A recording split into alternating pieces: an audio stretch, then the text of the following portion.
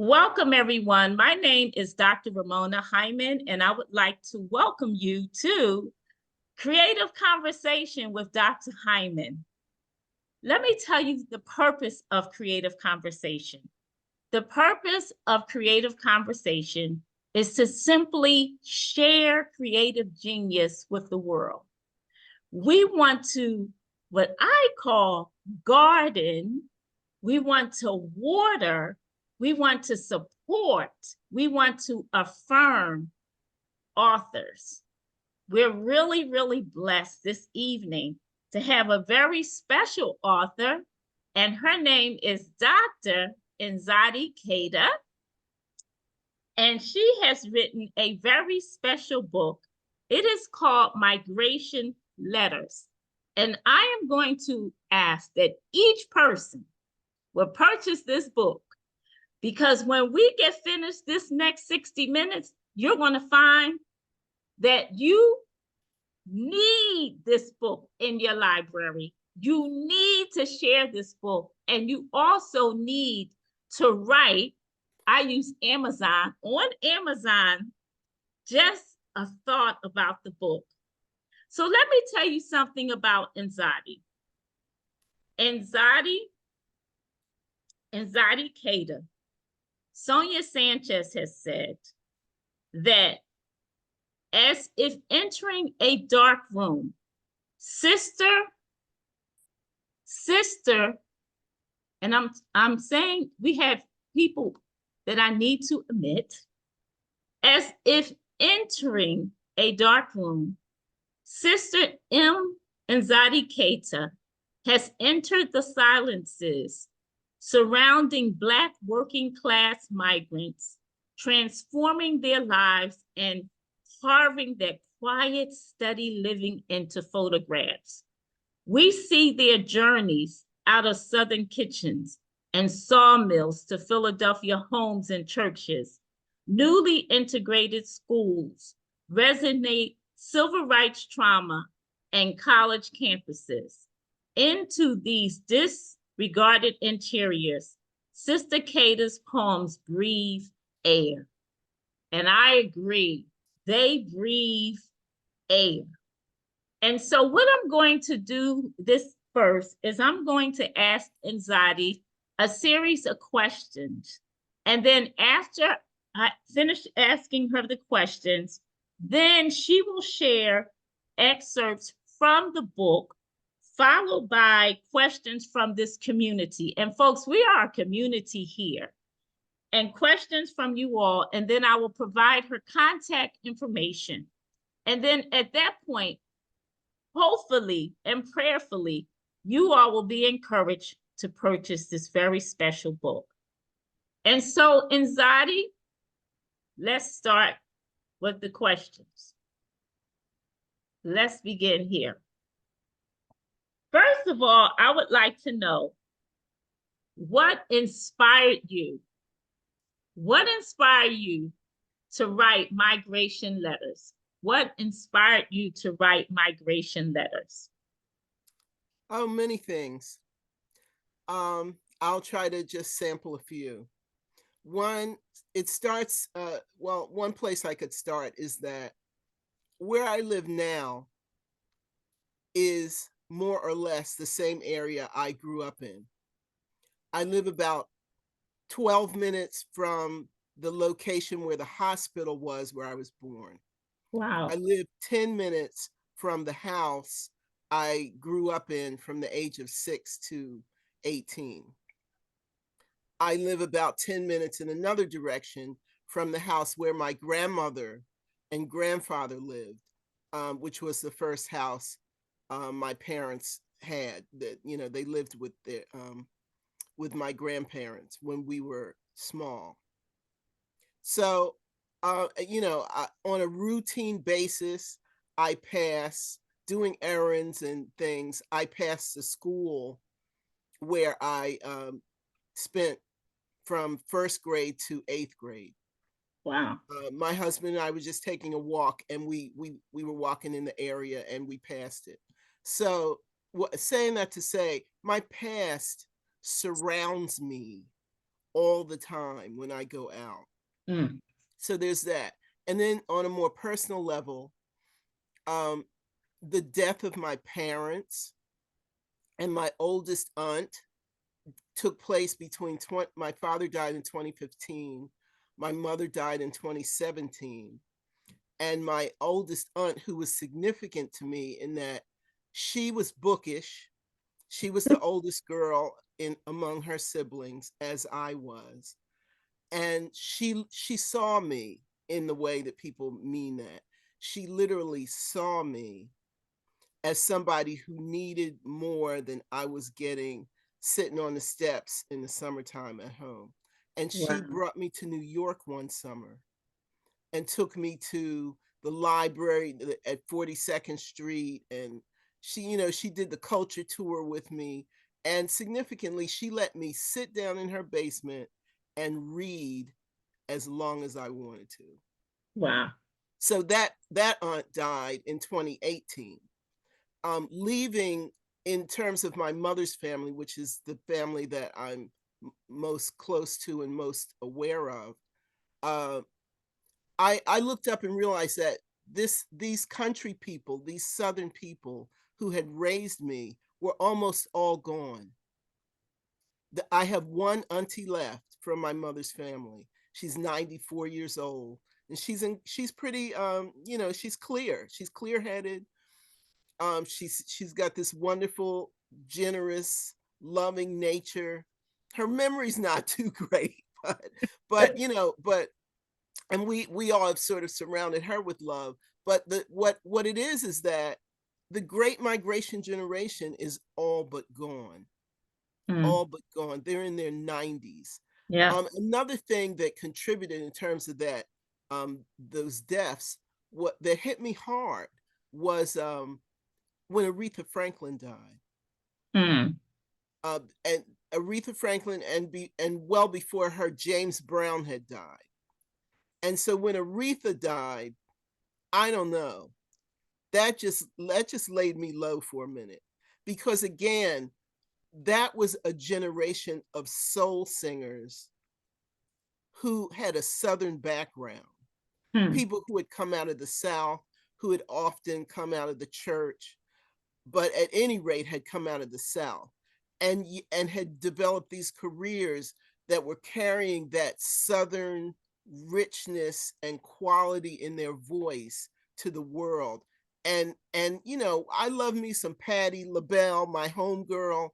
I love me some Dionne Warwick, etc. But the Southern people that's a different kind of singer. Yeah. And Aretha was the quintessential example of that. And even though I didn't even buy Aretha's albums, but I knew her music, and I just felt like something had gone out of the world that we wouldn't understand after that. So those were some of the forces at work. I took care of my father for 4 years before 4 or 5 years before he died, and I was sort of psychologically taking care of my mother on the phone every other day. So I was not estranged from this world that was shifting under my feet. And then also on the other end, I have two sons who are grown ups and who have had the benefit of a lot of stories and snippets and factoids about the Great Migration. But I just wanted to be sure that they were clear, because when your kids get to be adults, your opportunity to get stuff in front of them is infrequent. So I wanted to have something that they could look at and see themselves in even larger totality in Wow. terms of how do you get to be where you are now. Young Black men who've both been to Europe by the time they were 20. Mm. What? You know, who does that? When your grandmother grew up chasing chickens and putting on her shoes at the schoolroom door. So Wow. so many things have happened for Black folk so fast within a 40, 50 year period that I felt like And particularly also because I was teaching at the college level and interacting with young people of all kinds who are frighteningly ahistorical. So I wanted them to know more. I wanted my sons and my family circle to think about, you know, who you are and where you're situated in place and time. So Wow. that was long, but No, that was good, and that was much needed because of course, um as this goes on, in history, we need to understand sometimes the historical context of a particular literary work, and you indeed have given us that, your this integration of history and literature, I think, is so, I mean, it is front and center in this book. It's on, I call it the marquee of this book. And so I want to know, what was your process in the development of the book? I'm just laughing because the process was so bumpy and extended. Give us the I'll just bumpy and I'll the just extended. I'll just give a few fragments. So when I was teaching, I had a 50-mile commute. It took me 25 miles to get to work, 25 to get home. Oh. So there was a lot of time for thinking about things. My class plan Mm, also, but mm. but other things as well. So so these events that happened that I described a minute ago, I'm thinking about those. I'm listening to the radio. Music is coming on that's transporting me to certain points in time in my life. Um, and I started after my second book was done and was sort of, out in the world.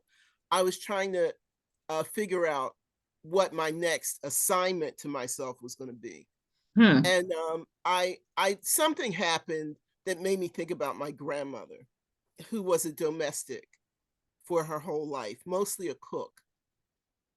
And I started writing down, um I can't remember what it was, but it doesn't matter. I started writing down just like I was talking to her, because I do Mm. talk to my ancestors in the car sometimes, on the way to work. I just had this vision of her that was part imagination and partly came from the fact that while I was in the car, I drove past the apartment house she used to work in. And I remembered going to work with her, like when I was maybe 8. And my grandmother she ran her house like with an iron fist, and like, I mean, she was sweet sometimes, but she was the boss, period. And then Wow. when I saw her at work those few times in a uniform and being sort of semi deferential to this white lady, I was like, what's going on? Wow. You know, and I never forgot that memory of going to work with her and seeing this other side of my grandma. So I started just talking to her in on paper, about, what I knew of her, because I had interviewed her about 20 years before that. So what I knew about her, she was the one that told me, that broke the silence of the Southern relatives and told me how they moved to Philadelphia. So I had this very varying pictures of her, and I work from images. I work from pictures a lot, whether in my head or on paper. So I just started writing what turned out to be poem number 173, Migration Letter, in the book. That was one of the early poems. And I'm just talking to my grandmother. Wow. And so of course one thing does tend to lead to another. And like that spark that I got from making that connection and talking to her about, how important it was the way she did things for us when we were small, because she wanted her family, and she told me this. She did a lot of hardcore domestic work for people that, didn't care much about her, Hmm. and she wanted to do the same thing for us. So we were a working class family, But at dinner time, at Easter dinner, Christmas dinner, we had all the forks, we had the little juice glasses Oh, and I the love it. crystal and the silverware, because I was the silverware shiner. I love it. You know, my grandmother was emphatic about she was going to do the same for us that she did at work. Mhm. So all of those kind of memories were flooding in, and then here comes you know, things my mother told me and so forth, and it just sort of, you know, built and built, and in intersecting with those personal experiences and losses, I just kept writing. You know, I had found my assignment for myself, and so Wow. that's what was happening. I like the use of the term assignment, in the context in the world that I live in. We always talk about our call and assignment that we have been given. And can you talk about a little bit about in terms of the process? I noticed that the way the book is broken down, for instance, this tribute to Etheridge Knight, who I love in terms of the idea of ancestry. And so how did you decide on in each section? You had each section actually is a tribute to other writers. And I'm like, boy, she is just really loving on just a historical tradition that I believe that I belong to, and obviously you Sure, you belong did.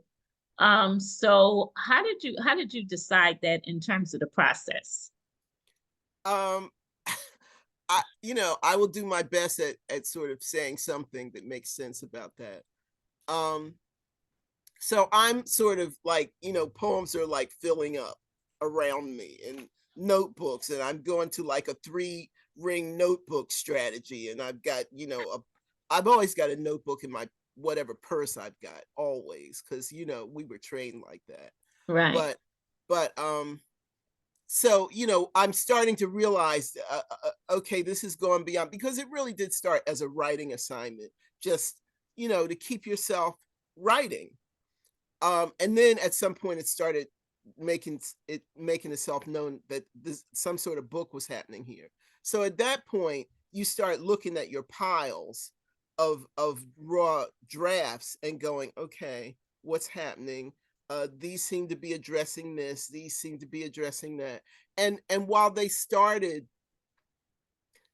addressing the elders and the people who had made the migration, what I realized in the course of building out this set of poems was I was also very much wanting to write about my generation, Hmm. which is the generation in between. We the bicultural generation. I was raised by people from the South. I know how I magically could understand their eyes were watching God when I read it. I mean, Mm. I just knew I didn't have any problem reading that dialect language. Yes. Yes. But I didn't know a thing about a chicken, excuse me. My mother told me that my grandmother used to wring a chicken like nobody's business, wring its neck. I was like, what? I knew how to jump rope. I was a double Dutch master. Uh, That was my as close as I ever got to a sport. So so I'm this person who understands the way the country people talk, doesn't talk like that out in the street, but could, you know, I'm fluent in that. right. AAVE. And you realize, you know, I've got relatives that like they don't my grandfather never got comfortable using a telephone. Like he, I mean, he was that, you know, transitional from Right. the south to the north. He never learned how to drive. And you know, you take these things for granted until you get out in the world and realize what you are is some sort of hybrid, and that you have these 2 different cultures going on. And so you know, I want, but anyway, I'm getting off track. I wanted to talk about my generation because the flipping that we were unconsciously doing, that I was very conscious of doing, the way that, for example, very quickly, the civil rights movement was happening when I was a child. Mm-hmm. It was, I felt sort of removed in a physical sense because it was happening down south. But we had Yes. relatives from down south, and I was always like, "What's going on with them? What does this mean?" And it meant plenty of things for me as well, for me and my peers as well. Mm-hmm. For a perfect example, I was in second grade in the North when the four little girls were killed in 16th Street Baptist The Church. church, yeah. So they were a little, just a little bit older than me. This freaked me out. Not only because like girls just like me could just be killed for nothing, but I'm up here dealing with a school that's largely white. I've got a hellified Black teacher who can't stand the three Black kids in the room. And Mm. and I'm like in the crosshairs of all this, trying to figure it out. And the grown-ups aren't talking. But like this is affecting me. So I wanted to talk as much about the people who came, or rather the people who I represented, as the people who came, the people who landed in this Southern culture going on in the North. So those Mm. were some of the things I wanted to address. And to get back to your question, I grew up. I came to adulthood reading African American literature. Mm-hmm. It was a godsend to me, and somehow I don't know which. I think when I got to the poems that were talking about the impact of the civil rights movement and Ebony magazine, my brother and mentor Amiri Baraka has this poem that I've taught it, I've read it many times. It's called "An Agony as Now," Yes. and and somehow I keep a copy of his book like standing up in my study with his eyes like on me. And somehow between all of that, I realized like, oh well, that's a good category for this set of poems, because they're like, ooh, they're draining. They're the fear and anxiety is in that section. And Yeah. once I had that idea, then I was like, then like the light bulbs start going off. Oh, you could use these people whose work you love to categorize these generations and these experiences. And that was a really long answer to your question. I'm so Mm-mm. sorry. Anxiety, But, that answer is but I so was trying to also remember, like, how did that happen? that answer is so rich because as I was reading, you talk about Amiri Baraka. I remember the last time I invited Amiri Baraka to Oakwood University and he spoke. And when he left and he was getting on the plane, he turned around and he said to me, "Don't take no wooden nickels in your life." And I remember that. I carry that. I walk with that. And I have a picture in my house of him. So that resonates with me. And I guess the tribute that you did in this book, just, oh my goodness. Anxiety, I hope that you know that this book right here, we talk about door-to-door sales. The Beacon Press needs to be every library, and this book needs to be in every library all over the world. I just, I pray that prayer. I envision that for this book. So Oh, now well that we done. got to Beacon, my question is, what was the publishing process? We might have someone on the line who is a future published poet or future published author. What was that publishing process like with Beacon Press as a traditional publisher? It was very new to me. I've never published with a press the size of Beacon. So I was, like Bambi in the woods. But someone referred some. Let me start over. Beacon, a few years ago, Beacon started a series, a poetry series. So a subset of their different categories of books. Mhm.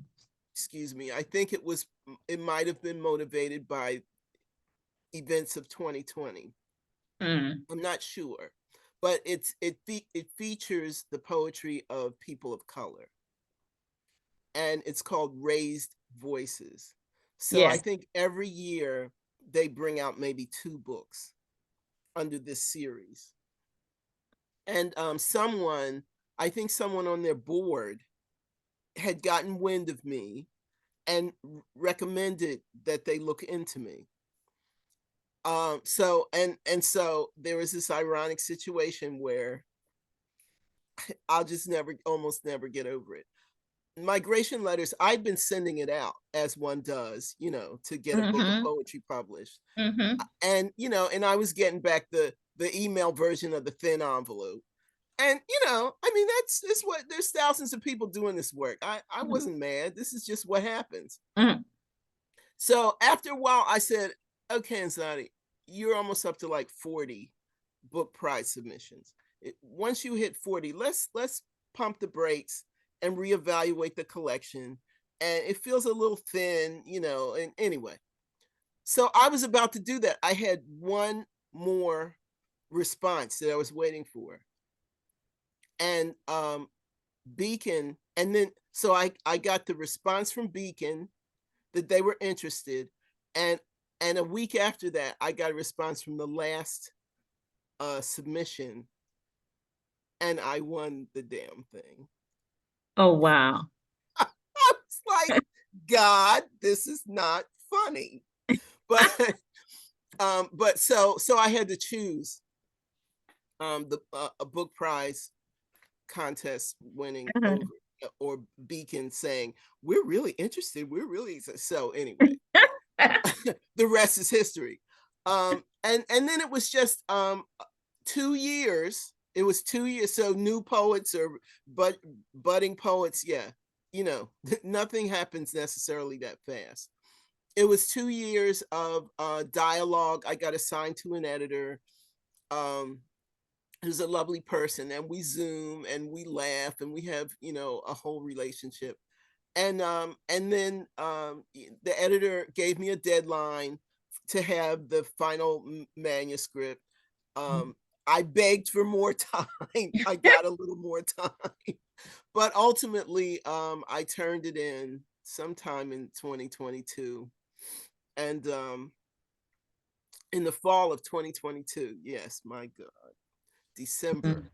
And then it goes into production, and then I learn about how to use Google Docs and all these different questions about why do you have numbers at the top and titles at the bottom, and and it went through some adjustments, but there was just a lot of review, and then the waiting, and Wow. then the galleys. So from the time I first Zoomed with Beacon, I remember I had taught intro to poetry writing that morning at 10 o'clock, and I got this email right after that they wanted to Zoom with me. So it was like 2 years and change, maybe 2 1/3 years later. Wow. So that's a what I call that's a migration in and of itself. In and of itself, And yes, indeed. it is a journey of patience, a journey of endurance. And as you say, it just does not happen overnight. So Mm-mm. I understand why this book is so important. I understand why this book is so important. So what I would like for you to do is I would like for you to share for about 15 minutes excerpts from the book. Before you share, though, we do have a question in the chat, and someone is asking, what does domestic mean? You Wow, mentioned, see that? yes, I yes. So I love think it. I love it. I love it. A yeah, we need to domestic, answer that question like yeah, before we that's start an to easy read. one. When I Yeah. said my grandmother was a domestic all of her life, she was a domestic. That they're often women, but sometimes they're men. But a Mhm. domestic is someone whose job it is to do housekeeping, housework in somebody else's house. So in my, and it depends on their skills. My grandmother cleaned, but she was an expert cook. So that was her strong suit. So she worked for a wealthy family in Georgia and then for a series of people in Philadelphia. And she did, the work of managing their household, whether it was cleaning, cooking dinner, some other variations on that. But in the South, she sometimes looked after the kids of that family. But mostly what her absolute job was every day, and I remember her saying it, she fixed them breakfast, lunch, and dinner from scratch, as Wow. well as dessert. Dinner always included dessert. Wow. So that was her job. Mm. Thanks You for that know, question. yeah, thank you for that question. And your grandmother also reminds me of during the Montgomery bus boycott, it was the domestics who actually largely did the walking and the meeting at the churches. Yeah, Mm-hmm. yeah, yeah. And Yeah. so I appreciate that tradition. So if you would give us just share from your book.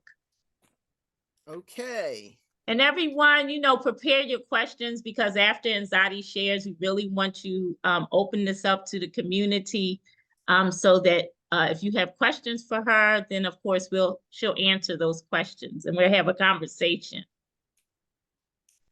Okay. The first poem I'm going to read is the first poem in the book. I'll just say this for clarity. Um, all the poems in the book have a number title at the top, Yeah. and they have a text title at the bottom, and we can talk about that later. Um, but because people are listening, I'm going to read both titles and then I'll read the poem. Poem 102, Far. My mother washed your weekly pile of panties, while P tested her own body's drawstring with a faint touch, then a nudge. She wanted to get done, to skip the field. She wanted to play. After she hung your drawers up by the scant silk rim, made to catch your sweat, she dropped her head into a quiet she could own. This girl, whom you called your girl or your day girl, depending on the company, when, of course, she never was.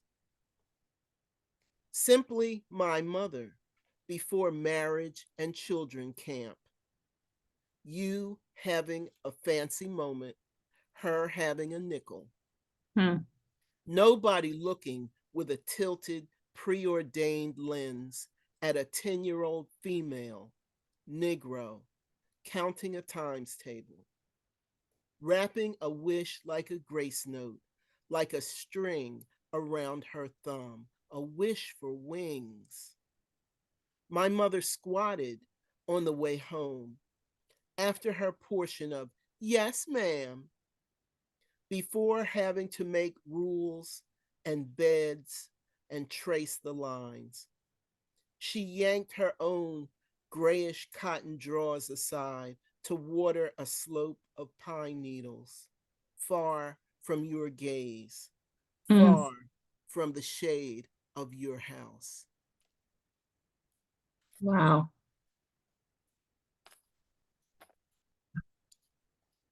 Okay, let's see where are we going from here. I'm gonna read a poem. I'm gonna read one section of a series. Several poems that started happening when they started really popping for me, that seem to need to be together. So there's a few series poems in this book. So I'm going to read one section of poem number 7, which is the series title is Our Day Will Come. And I'm going to read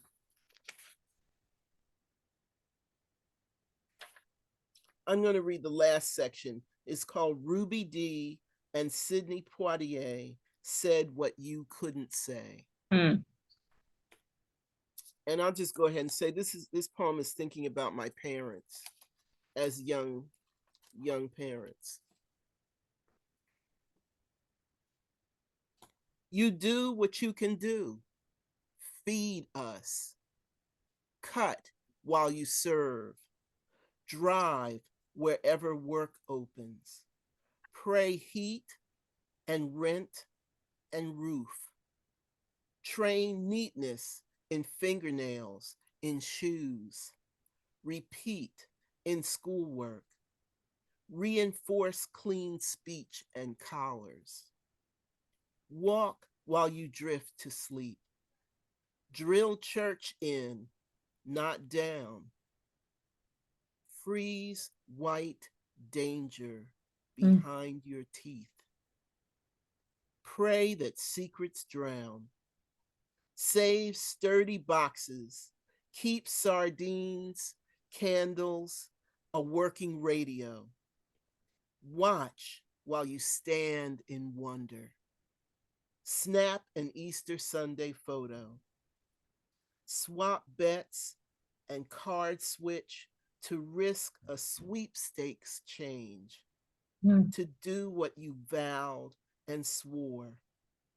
Part faith, part luck, part looks. Nice. Trying to figure out how far to go here.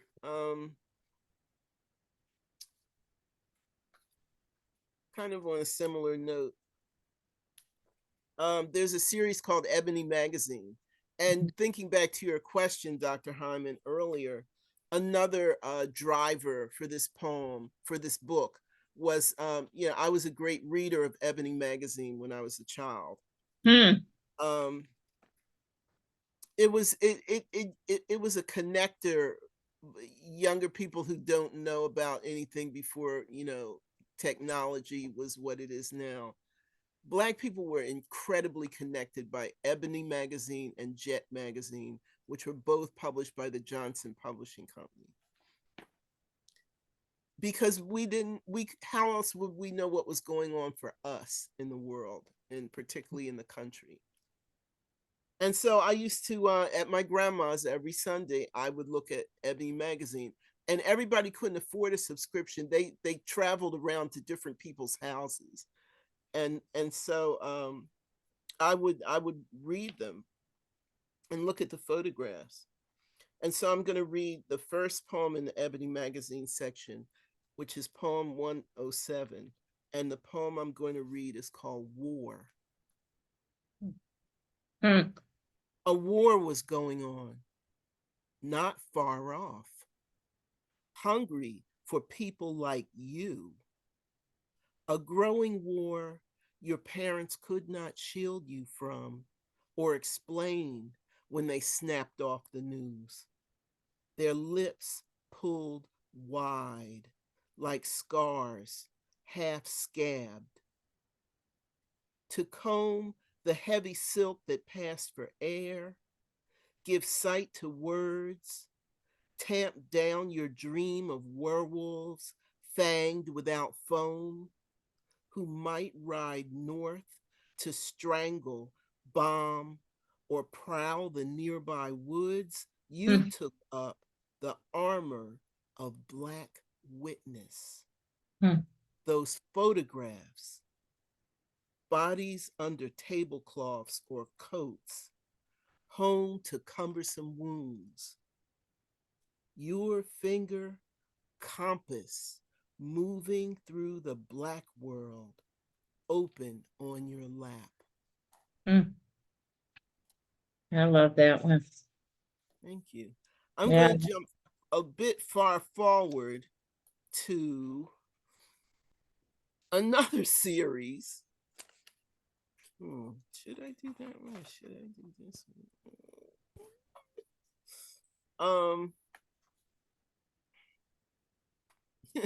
I'm gonna do this one. It's a funnier one. This is far forward in the book, and let's see what the the the the number title of the series is poem 109. The series title is Great Migration Pentimento, and pentimento just means a 5-part thing. And I am going to read the section that's called Stetson East. So, as I said, you know, I grew up amongst Southern people. My grandmother had a 2nd-grade education, never bounced a check in her life. Mm. My mother had graduated from high school, and went to college much, much, much later. She and I graduated the same year. My father did not. My father joined the Navy during World War II, and he left high school to do so. So he didn't get his high school diploma until 1989. Wow. So just to give a sense of the context of, you know, people, what education is to people and how they do and don't manage with formal, and we're talking formal education. And then there's me with a PhD, you know, the child of these people. So I'm thinking about sort of the transitions and the shifts as my generation comes of age in this poem called Stetson East. And this will be my last one. When you entered Stetson Hall at college, you pushed back a blue open door. You knew the words to lots of songs, but never heard of whist. Carried a cassette player and a Corvette's radio like gifts for the Christ child. Dragged in 2 pleather suitcases, sky blue, plants in liquor store boxes. Eked out a dumb, anxious smile to a girl with the same key and letter tucked in her jeans. A Jersey girl with a doctor father and a stereo, turntable, receiver and speakers, tape and radio. Hung up a cloth coat, aqua, beside the rabbit collar leather on the door. Polyester coverlet sneaked a gaze at Glen Plaid. Terry cloth robe scrutinized velour. You two would skid from dare to skank to rescue, issuing weekly vows of never again. Turned 344 into beauty hall confessional, study parlor, box of hilarity. Enter parties sideways like Ohio players singing fire. Set more than one, stomp out a few with howls the moon found amusing. But you didn't know that yet.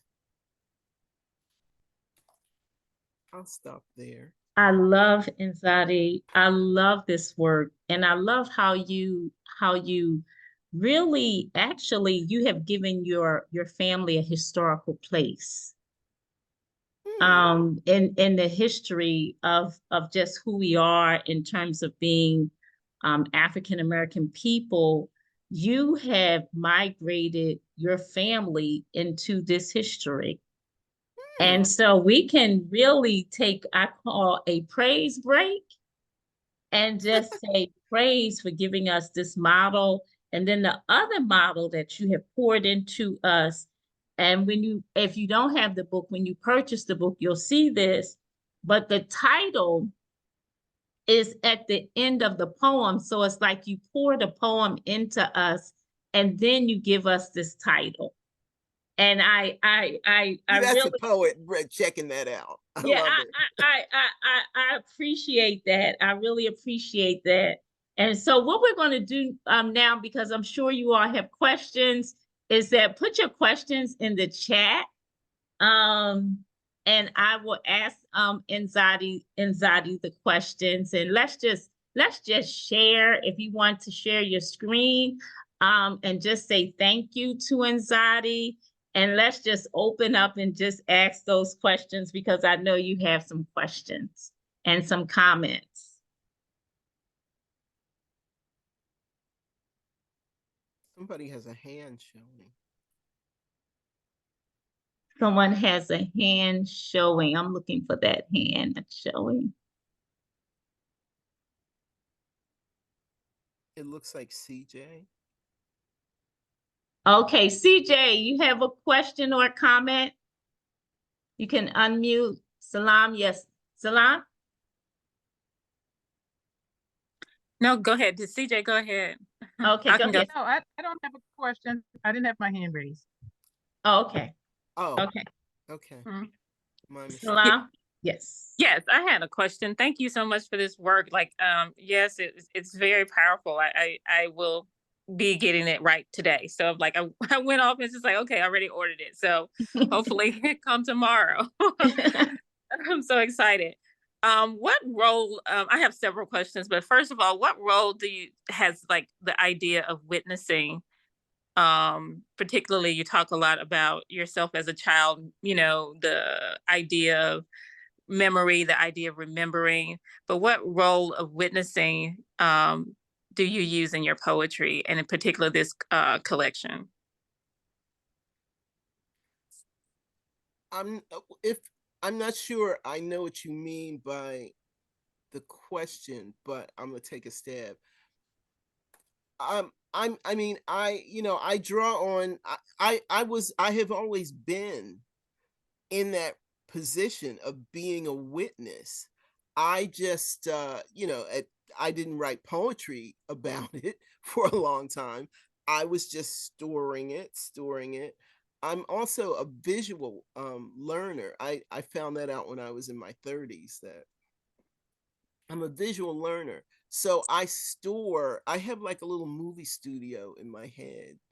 And so I drew on that, like certain things would just strike me as a child, as a young adult, riding in the car. I was always the kid who was not sleeping, not fighting with my brother. I was like, my eyes were glued out the window. I was just trying to take in as much of the world as I could, and just try to like savor the look of things. Look for, I guess it was the pre-poet in me. I used to get smacked sometimes for staring at people, because that my family considered that rude. And somebody, now and then I get the pop in the back of the head because I was looking too long. But I was trying to record, what I saw. I was always very fascinated in church, because when I was young child, we went to church every Sunday. And I would sit on that hard bench, that sliding around trying to find a place, that felt better. But once I sort of settled into it, I used to just look at these different people. I had certain people I like to look at and wonder about. So like people watching, that was part of my witnessing. I don't know if I'm getting at your question, but maybe. So um I said the thing about Ebony magazine, which was another way of witnessing. Like I mean, this is for younger people also that might be in the room. The news used to come on like twice a day, in the morning and 6 o'clock at night, and that was it. There was no CNN, there was no constant news cycle. So all the grown-ups, they would get home from work and they'd sit down and watch the news, and then no, it came on again at 11. But I was supposed to be asleep at that point. But so like, and so with Black people, on the news every night. We were all gathered around because you didn't see Black people on TV all the time. So if they were on TV, what does this mean? What's going on? Something is amiss, something is up. It wasn't usually anything good. And so I was witnessing to, I remember watching the television, watching the news when Martin Luther King spoke his mountaintop speech on April 3rd, 1968. Hmm. And if you know the significance of that date, you know he was murdered the next day. So we were all gathered around, and I was, I was taking that in, and I literally, when he said that thing about I might not get there with you, I remember I was 10 or so. I drew back and went, oh my God, they're going to kill him. Mm. I didn't know it was going to happen the next day, but Wow. I mean, but in my bones, I knew that because we were watching, we were listening, we were reading Ebony magazine, and things were getting worse and worse and worse. So that's the kind of witnessing that I was doing. Like, it was visual and it was auditory, and yeah, I just took advantage of my surroundings, whatever they were. Does that Yes, that's perfect. Thank you. That's beautiful. I could listen all day. Thank you. Yes. Thank you. Okay, we have a question in the chat. How would you explain the meaning or significance of poetry in your life and in the world? Did I ask that question correctly? How would you explain the meaning or significance of poetry in your life and in the world? Whoa. The world. Let me try the first part. For me, yeah, some of my students would die laughing to hear this, but I used to be a quiet person. Really? While I was doing all this witnessing, I wasn't talking much.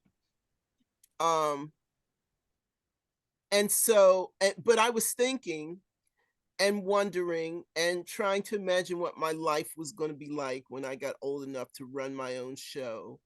And I had some feelings about, what I just described about that whole civil rights period, which flowed into the Black Power and Black arts movement, which were also very monumental in the same way, because again, you still weren't seeing Black people on the TV all the time. But now, as we got into the 70s, the Black people you were seeing were saying, they were expressing things that I had held inside because there was nowhere to say these things.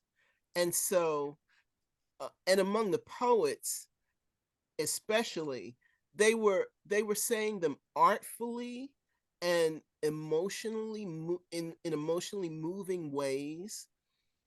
Like, for example, a quick example, there was a spoken word, they would be considered a group that broke the ceiling open on this kind of poetry called the Last Poets. And a lot of their poems had profanity in them. So the Black radio station couldn't play them. But there was one which my late brother, ran in with the album and put it on. He was like, check this out. And the poem was called On the Subway. And it was oral, performative, dramatic, but it was also telling a story, rhythmic. It was telling a story about the way a white person is looking at this Black man on the subway. And I was like, oh my God, you can do this with poems? Like, they were saying the unsayable. They were telling, they were putting words to things I had witnessed, but didn't have anywhere to go with that or any way to say that. And so I began to turn. I never liked poetry, the way it was taught in elementary school in the 60s. Carl Sandburg, not bad, but I didn't care. But this I cared about. Poets were saying things I cared about in really entrancing ways. and they were letting me feel seen and validated. Hmm. And so that's what I move towards. And you know, when you're 13, 14, you're trying to move towards something that validates you. Yeah. You know, and often it's something, it's maybe pulling a little bit away from what your parents want you to do, maybe. Not in any hostile way, but just because you're figuring out who you are or who you're trying to be. So that's the best I can say in terms of that question. I don't feel capable of speaking to the world. But in terms of my world, that was the way poetry opened up a place for me to stand in the world and to Mm. start imagining. Like I said, I was trying to figure out how I was going to run my own show when I got old enough, which was always a big dream of mine. I wanted to be in charge of myself. And poetry gave me a way to imagine that that could happen. I love it. I love it. Poetry gave you a way of standing in the world. We have one last question by Salam Green, and her question is in the chat, and she says, "What suggestions or advice would you give a Black Southern woman poet? How do we find mentors, support for putting what we want out in the world? What suggestions or advice would you give a Black Southern woman poet? And how do we find mentors, support for putting what we want out in the world?" Okay, I'm going to try to say a few things really fast because I know time is short. The first thing, this is how I was trained. You you know, if you can't do anything else, you can read. And you're in a wonderful place and time where you don't have to even, I mean, I'm not celebrating this, but you don't have to go to a bookstore. You don't have to even go to the library. You can just go on poetryfoundation.org, I think. The Poetry Foundation. You can go to American Academy of Poets, poets.org, and read a lot. You can read widely. You can go to used bookstores. You can go to the library. I always used to tell my students who are like squeamish about poetry, grab an anthology, sit down, commit 15 to 20 minutes, and just flip. Just flip. Open the first poem, you don't like it, think it's weird. Go to another one by somebody else. So read profusely. And not just poetry, but I mean, since we're to taper it down, read poetry, think about what it, you know, even if look for maybe one line or certain words or a feeling that you get that comes out of the whole thing. See what you get out of the poetry you're reading. If it's not like moving you and raising the hair off your head, you know, go to another anthology. You know, pick somebody off of Brave New Voices and follow them, you know, and look for their work on YouTube. Oh God, YouTube, you could just you could be on there for years. For education in itself. So there's that. And then keep a notebook, and that's where you process what you're thinking and little things you can't stop thinking about, and write those things down. And also, but also, I mean, it just blows my mind. There is so much energy around poetry at this point that certain of us didn't really have much of when we were, you know, very young. But there's poetry organizations, there's book clubs at libraries that you can also start one. Um, there, you know, there you're talking about being from the South. There's a group called, I'm not going to get the title exactly right, but they're called the Afro-Latin Poets. They probably have a website. Um, this is poets, Black poets from like the sort of Kentucky, Tennessee, uh, West Virginia, that whole sort of strip of geography. There's poets, there's Black, and then there's, well, I'm missing the obvious. I'm a part of a Black poetry family called Cave Canem. Cave is the first word, and Canem as in number, E-M as in Mary is the second word. It means beware the dog. Cave Canem is now, we're looking at our 25th anniversary of existence for Cave Canem next year. And it's a sort of organization that nurtures poets, that offers regional workshops, that does readings, that does a whole host of things that that you can sort of rely on to inspire you, to guide you, to confuse you, to, you know, but just to know you're not alone in this. And last thing, really fast, this is what I used to do back in the middle 20th century, right? But I endorse this practice. It's a little weirder now, but I, you know, when a writer really like rocked my socks, sometimes I would write them a letter. And how, you know, back then we didn't know where to send it. I would send it care of the publisher. Now you could probably, you know, poets have and writers have websites. You could probably find an email address on a website under contact us or contact me, and just write and ask people for what you want. You know, as my mother used to say, nothing ventured, nothing gained. I once did that. I've got a handwritten letter. Okay, it's a note from Gwendolyn Brooks. I wish I knew what I was asking her in 1979, but I wrote to her at care of the publisher, and she got it, and she answered me herself. So I've got another one from Joy Harjo, the most recent former poet laureate of the United States, long before she was in that role. So I mean, write to people who have an impact on you. You know, it's a message in a bottle. You don't know what'll happen. Amen. I love that message in the Bible. And so with that, Nzadi, one, I want to thank you. And then two, I want to tell everyone that on the flyer, there is a link to Beacon Press.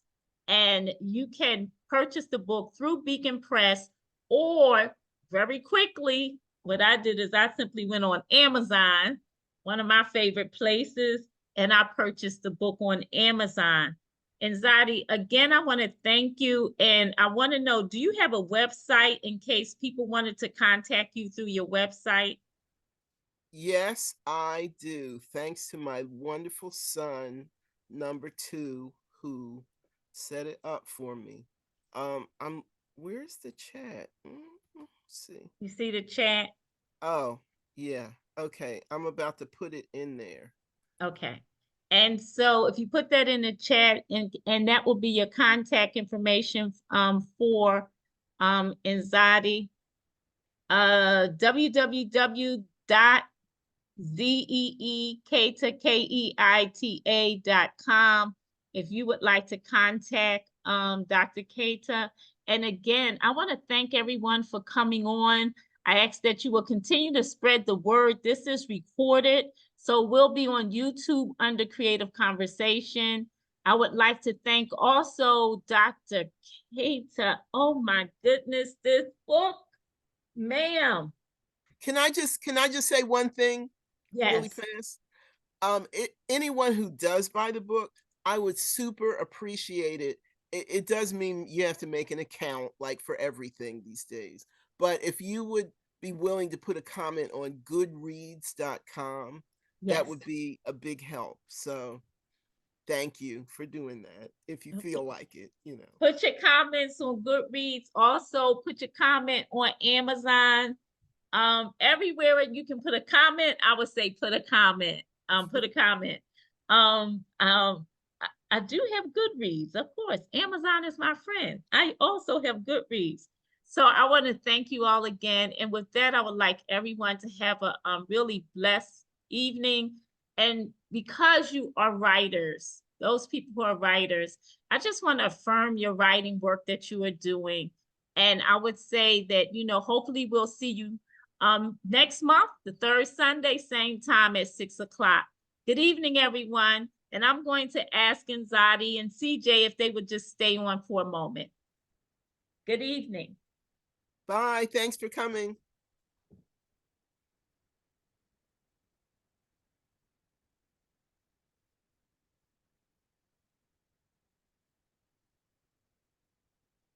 Okay, I am going to go ahead and stop the recording.